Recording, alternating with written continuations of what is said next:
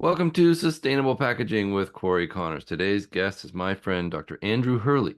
He is the founder of thepackagingschool.com and much more. I'll let him explain the rest of his duties, but it's been a long time coming. I'm very excited to have you on, sir. How are you? I'm doing well, Cory. It's an honor to be here. Thank you so much for the invitation. Yeah. Can you fill us in on the rest of your duties? I know you have several titles.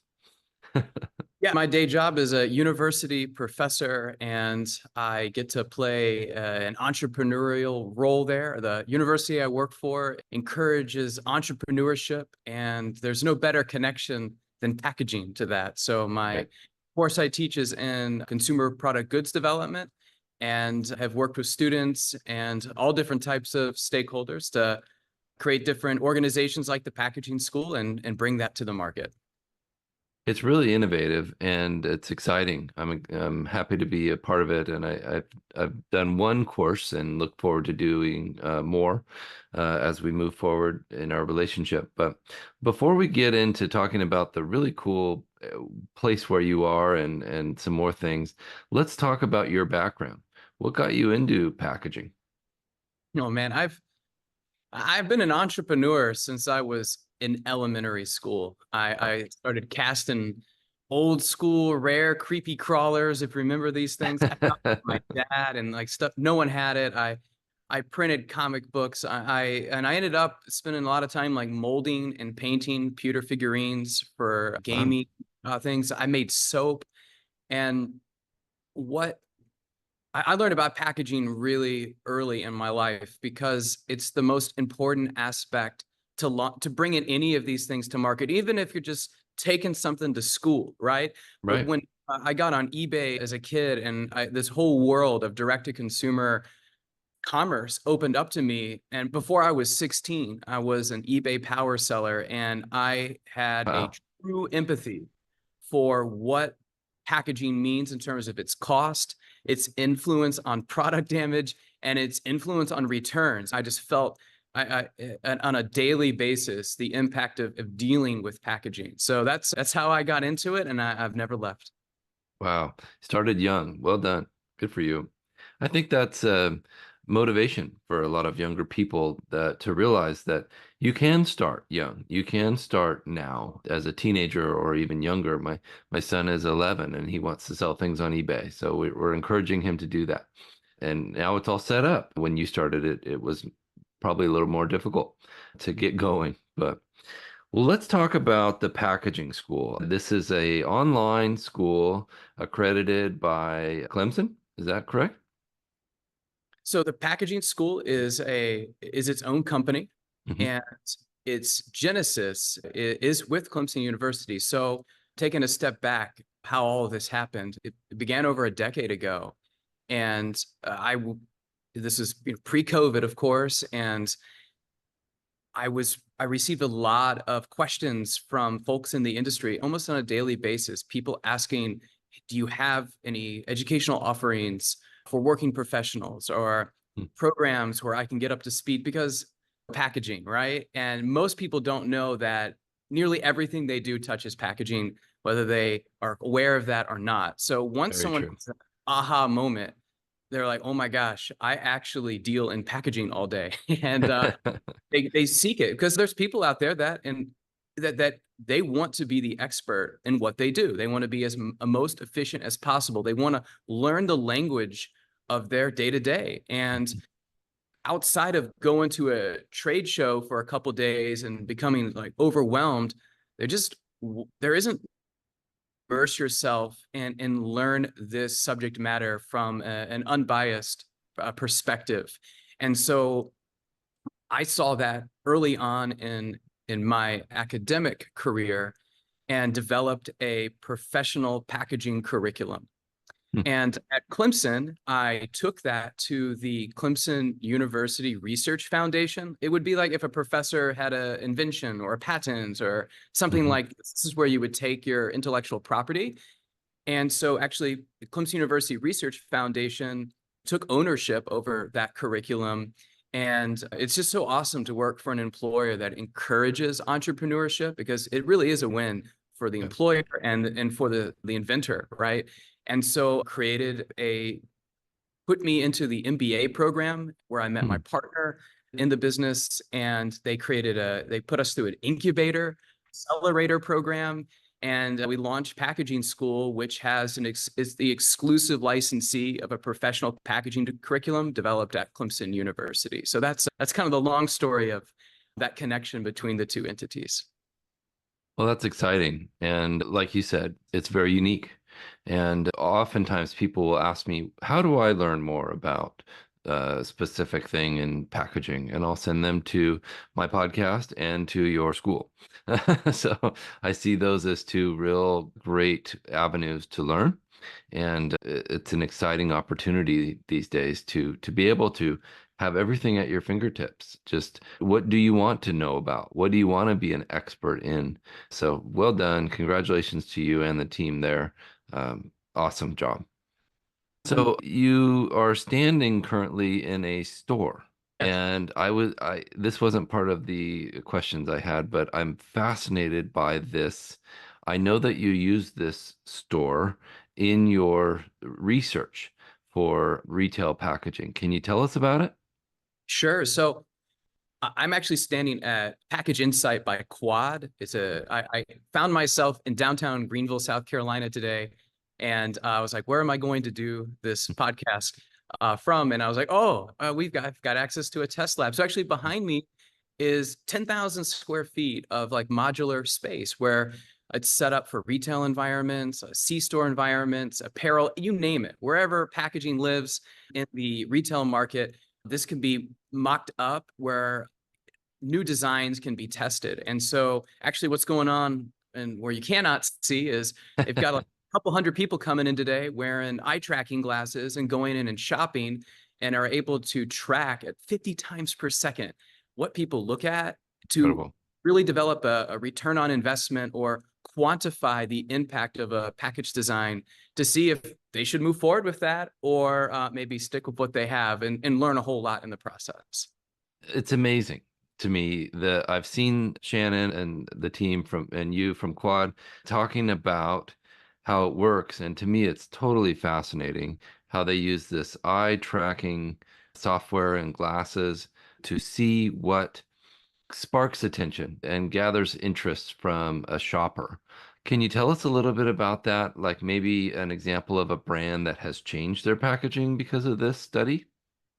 I would say, well, first of all, unseen is unsold, right? Right. And when you think about Well said. the process of making a purchase decision, packaging is that silent salesperson. It is Mm. screaming as loud as it can on the shelf to grab that attention.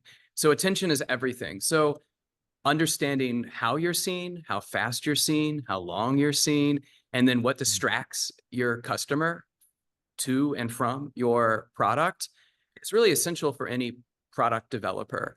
And so hundreds of companies use this process and technology to really understand strategic research questions.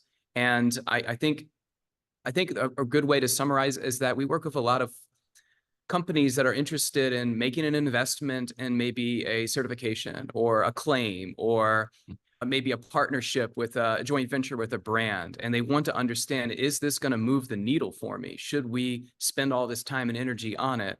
And technology like this can really understand it from your target market or alternative markets to understand the impact or an influence that a design change will have on you know, decision making. Okay. The technology can also be used just in unboxing. That's where I spend a lot of my time is just that procedural unboxing process because how we perceive things in our homes are very different because you've already invested in it. So the packaging is really communicating that brand equity, the quality, all of your expectations are coming in at once. And it is packaging can have a huge influence on propensity to return and that Right. 5-star review.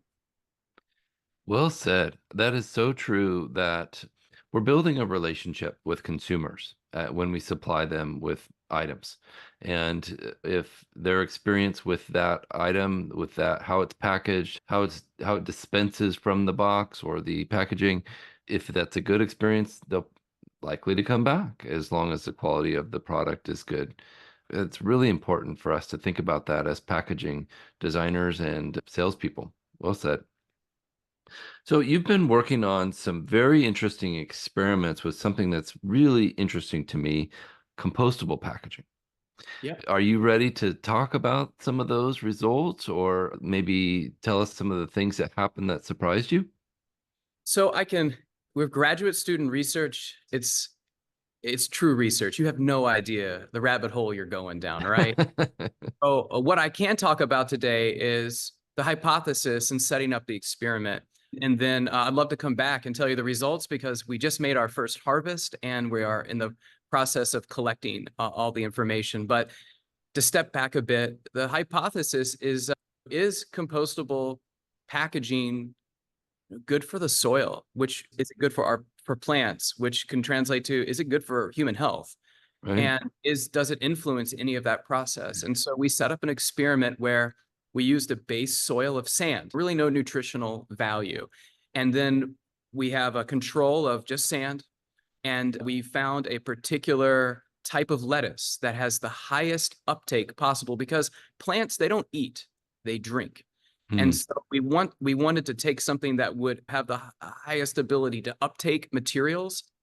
And then we found some compostable packaging, a fiber-based package, and we composted it and we added it in various concentrations to the sand. So we started off with 0% compostable packaging, just sand. Then we added a little bit, like 10%, all the way up to 100% of just completely composted packaging that we're trying to grow this lettuce. And so we have taken measurements of the soil, we've taken measurements of the plant itself, the roots, and all of these different concentrations. And we delivered equal, it's called Hogland solution, the fertilizer that academics use to have Right. consistent control.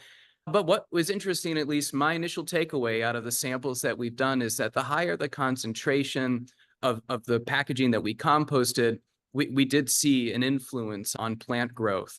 And so I'm really excited to dive into these results and to have a better comprehensive understanding of the influence that compostable packaging has on our food. And so can't wait to give you more insight. So there's just a little teaser there for you.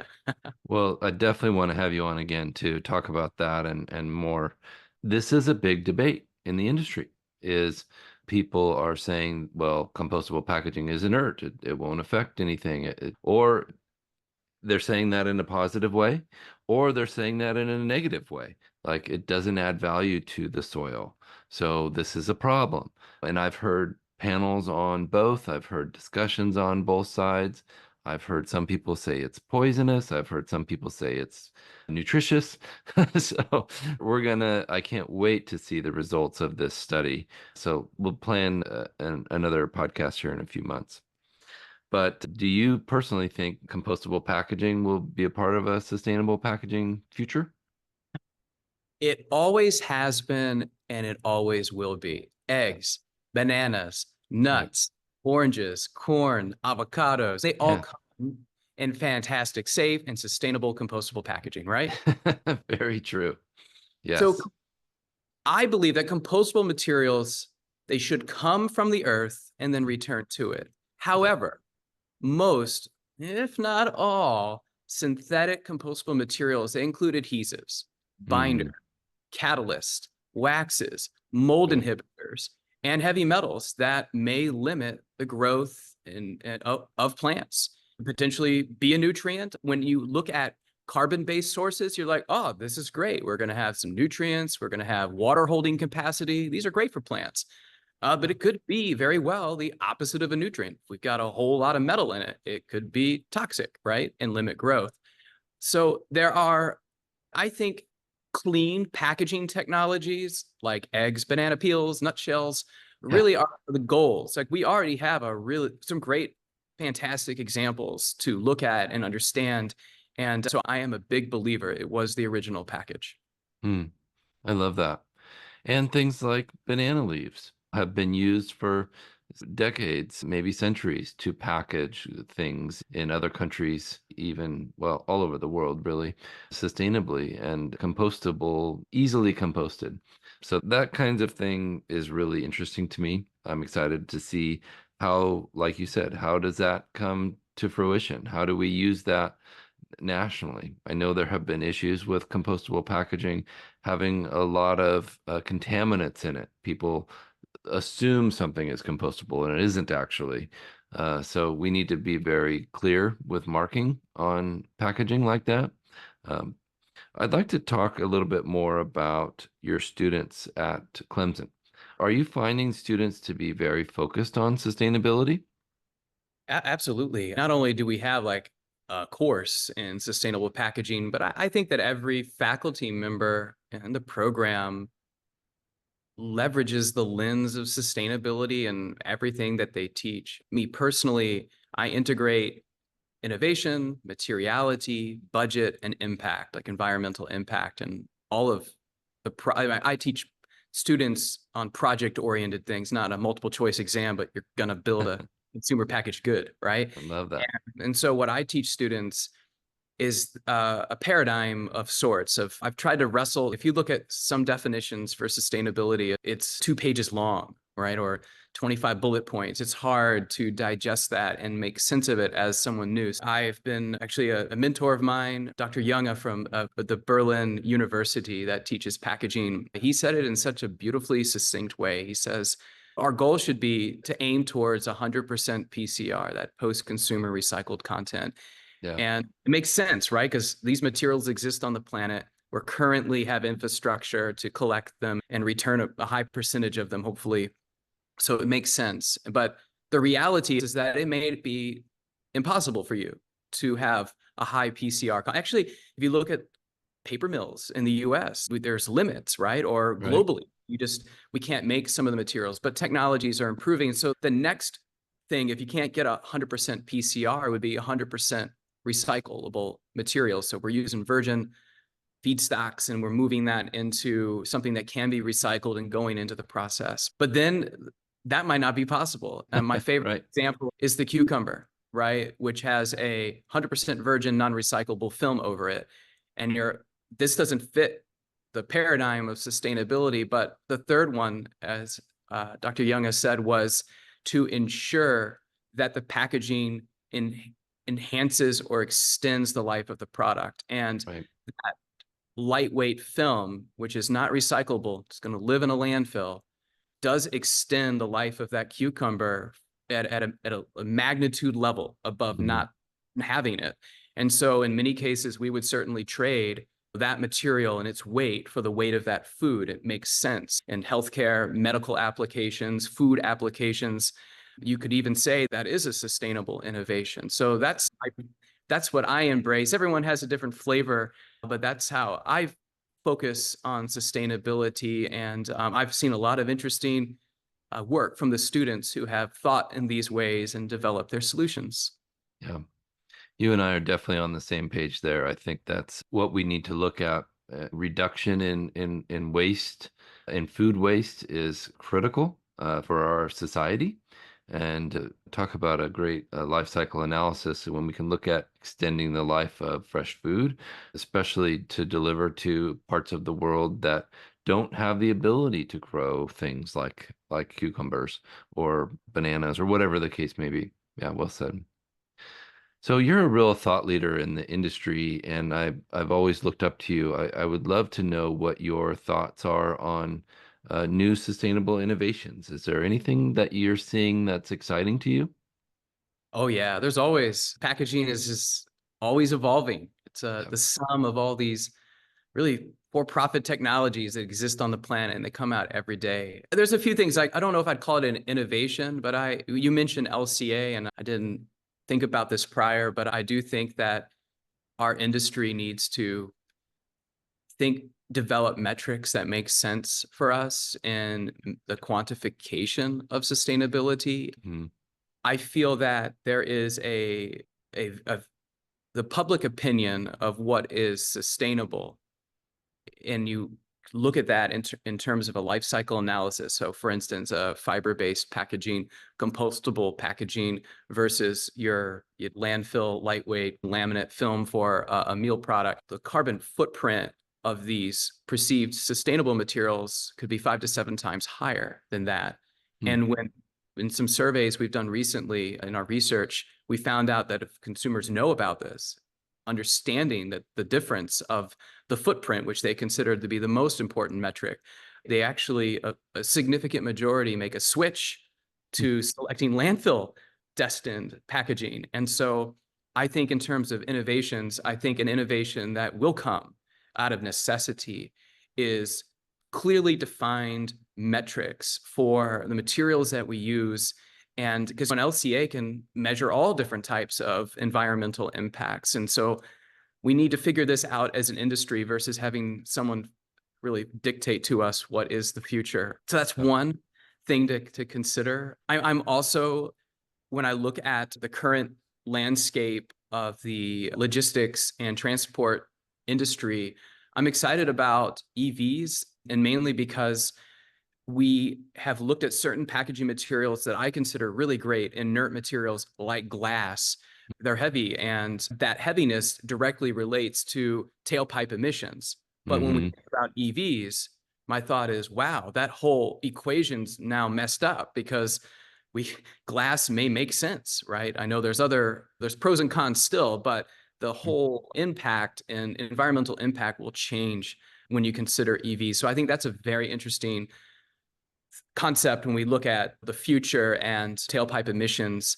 I also feel that in the same realm of automotive, I feel that autonomous vehicles are going to revolutionize the way that we interact with products. You can hail an Apple cart to show up at near your Yeah. home, right? And shop right from it. There may not even be packaging involved in that. That's pretty interesting to me.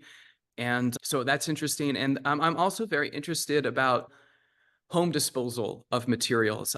When you Mm. mentioned food waste and packaging waste and this idea of compostability, there are technologies out there. They're at their infant stage right now, but I do believe we will have home appliances where we're just going to toss things into, and it will create a product that we can use around our homes and communities and gardens, but also monetize. I believe packaging has value.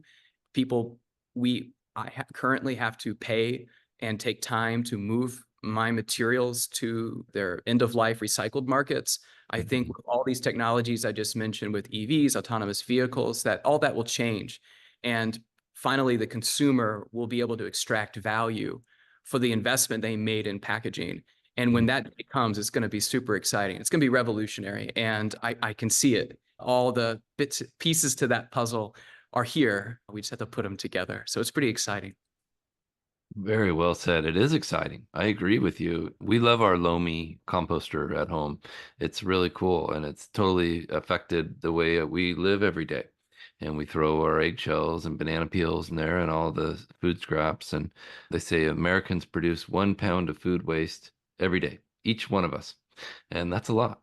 It's a lot to deal with. I don't know if that number is still exactly accurate, but I think it's pretty close. Thank you, sir. Really appreciate you, Dr. Hurley. This has been a great, podcast. Can you tell us how to get in touch with you and your team? Sure. You can find me on LinkedIn. That's an easy one to do, or me at drandrewhurley.com, or reach out to anybody over at info@packagingschool.com. So those are three easy ways to get a hold of me. If you need anything from testing to education, or yeah, just have a conversation about packaging. Thank you, sir. Really appreciate your time. Thank you, Cory.